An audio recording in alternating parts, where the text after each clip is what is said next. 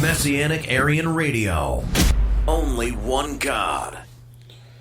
Hello, this is Elisa Rodriguez, and this is the Aryan Orthodox Church. And we are getting into a new place here. We talked about how, in the last video, about subordinationism and how subordinationism is obviously Arianism, and that subordinationism was when the divinity of Jesus is lesser than the divinity of the Father, therefore, and having some kind of pre-creational generation means that Jesus was created before creation. Before the creation, we're talking about the heavens and the earth. And so he's created before, or the first of all creation. That's Arianism. And so, two more things on that section, and then we're going to go to Alan Siegel.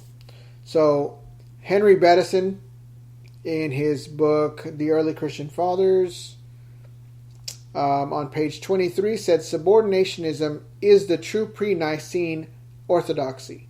So he's saying that subordinationism is the true pre-Nicene orthodoxy, so that what was before Nicaea was all subordinationism. That's what it was. And subordinationism is a quasi-hidden term for Arianism. R.P.C. Hansen, who wrote an Arian book, a book on Arianism itself, wrote, in The Search of the Christian Doctrine of God, he wrote, with the exception of Athanasius, virtually every theologian, East and West, accepted some form of subordinationism or Arianism, at least up to the year 355. So up to the year 355, everybody except for Athanasius had Arian tendencies. Okay? That's what's being said there by R.P.C. Hansen, who really studied Arianism in depth. So now we're going to get into The Two Powers in Heaven, which is a book by Alan Siegel. And so this is what's happening in the book. He's trying to figure out why there are conversations or conflicts between the Jews, between the rabbis, about some mysterious two powers in heaven doctrine. And he's trying to find out why and where this is happening.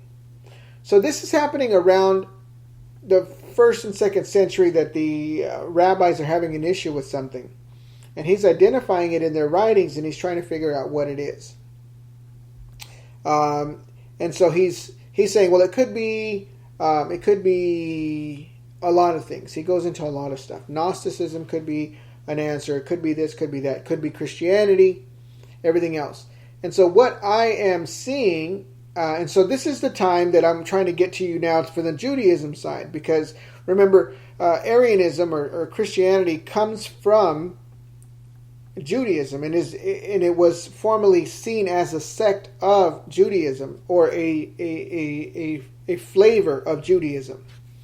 And so when it was going through, it was in Jewish circles. It was a part of Judaism. And so because Judaism had to deal with it in its own realm of understanding, they were having issues because the Christians, and my belief is that the Christians were talking about Jesus being the Word and the Memra and the whatever, that the wisdom and the Shalia and all of that, the Shekinah and the Memra, that the Jews understood as being an agent of God. They're saying that this agent of God came down and became Jesus, and that's who they killed. So that they have a problem now, the Jews do, and they have to find a way to stop this, in their eyes, heresy from filtering through in Judaism.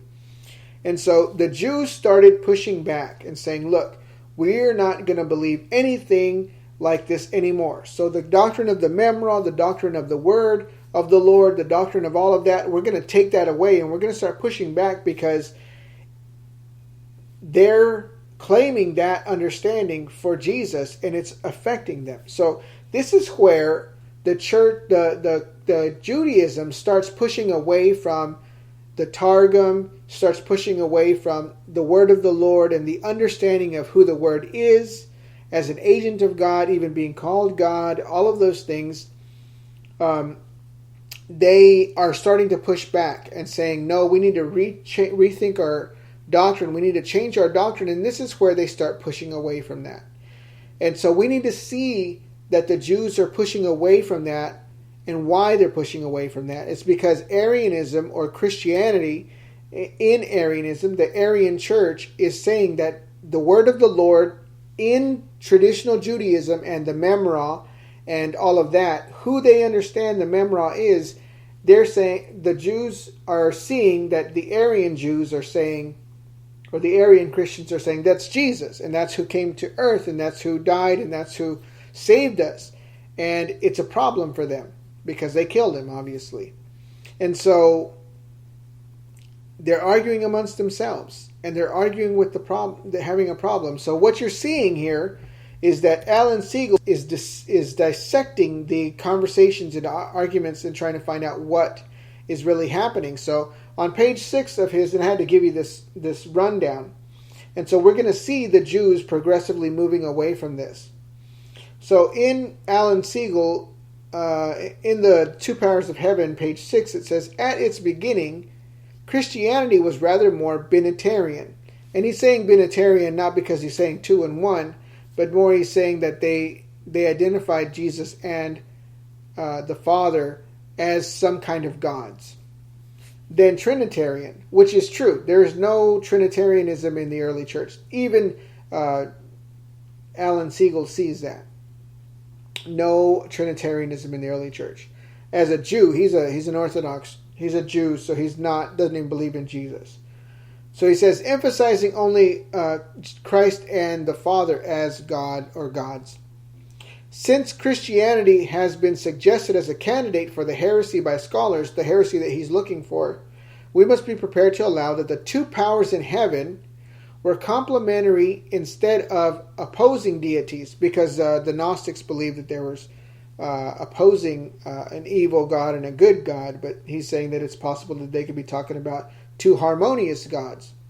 As one more normally expects, the heresy may have been binitarianism, which is like a trinity God, or ditheism, which depending on the perspective of the speaker, but not necessarily dualism. So ditheism could be two different gods, or two beings, divine beings. So he's going in search of this. So we go to page 11. Let me see how much time we have. Okay, so we go to page 11, and it says when about Christianity when it was still a Jewish sect. So when it was still part of Judaism, it says J.Z. Lauterbach, and I'm going to get some of these names wrong, just so you know.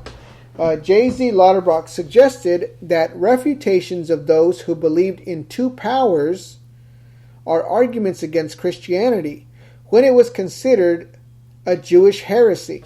So when the Arian Jews or the Arian Christians were in there arguing about two powers, he's saying that it's possible that the Jews, the Jewish rabbis, were dealing with Christian Jews who were talking about two powers in heaven, talking about the Father and talking about the Son as two different powers. So let me read it again. I'm sorry, I didn't even read it all. Let me read it all completely. J.Z. Lauterbach suggested that refutations of those who believe in two powers are arguments against Christianity when it was still considered a Jewish heresy.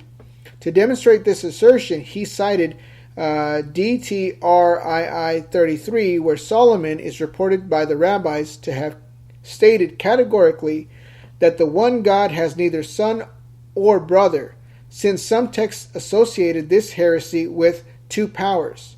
Lauterbach felt that the second heavenly power must be Jesus.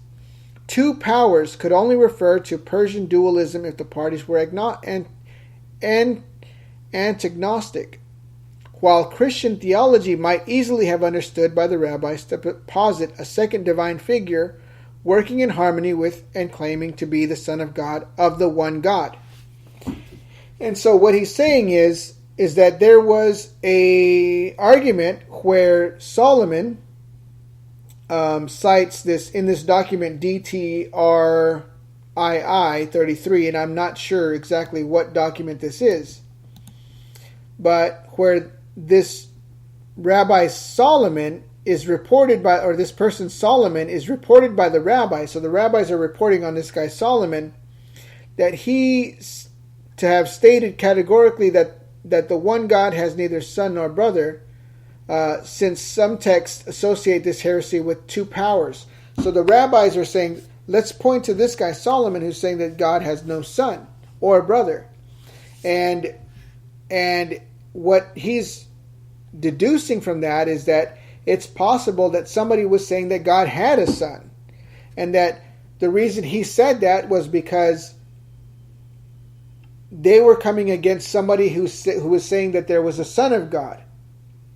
And so we can see that there was some sort of controversy here, that the rabbis would be pointing to some respected leader and saying, hey, this guy said that there's no son of God and that God has no son, because somebody was saying that God had a son. And obviously Arians and Christians are obviously saying that Jesus is a true son of God and that he is really a son of God from the beginning, being born at the beginning and all of that. That was problematic. And that the reason they're using those arguments is because the Christians are talking about two powers in heaven. Not talking about Trinitarianism, but two powers. Obviously the God the Father being the Most High, Almighty, and then the second power being the Son, and that he is the divine image of God and the representative of God. And so what we're seeing is where there's evidence of the Jews and the rabbis trying to refute somebody who's saying that there are two powers, and that these two powers, one of them is the Son and the other one is God Almighty. And we're able to see that this Arian view is very clear in the Jews trying to deal with Arian Christianity, seeing that the Jews who had Jesus understood Jesus as the Son of God, and that they're using the Memra doctrine, the wisdom doctrine, the Targum to use to support who Jesus is. And it's a difficulty. And you can see that this argument is going on here about that. So let's see if I can...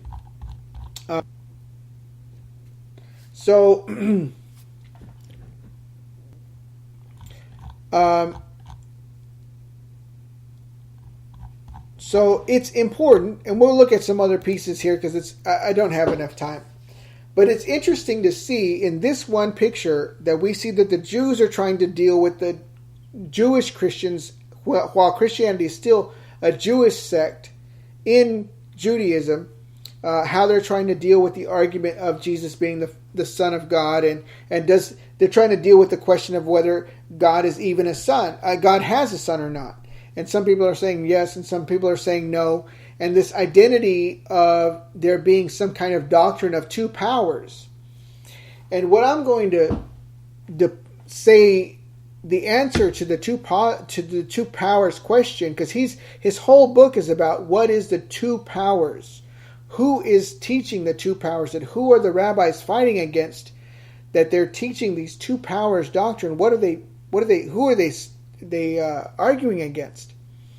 And the answer is that they're fighting against Arianism, or the Arian view in Judaism, because the Jews who had Christ were arguing Arian arguments that Jesus was the Son of God, that he was created, that he's not God. And so because of that, you see that they're not fighting against Trinitarianism. They're not saying, no, God is not a three-in-one God, God is not a whatever. They don't have those arguments, but they do have arguments against Christians, and I'm saying that it's against Christians, Arian Christians, who are saying that God the Father is the Almighty and Jesus is his Son, and that he's the second power, he's the power after God. And Arians actually have said that. And so it's something to think about. And what we're going to start looking into is more of the arguments that Jews were having among themselves about this two-power doctrine, which is so identical to Arianism. And we need to look at that and see where the Jews start pushing away and start losing that understanding of who the Word is, the Memra, and start denying those things and saying different things.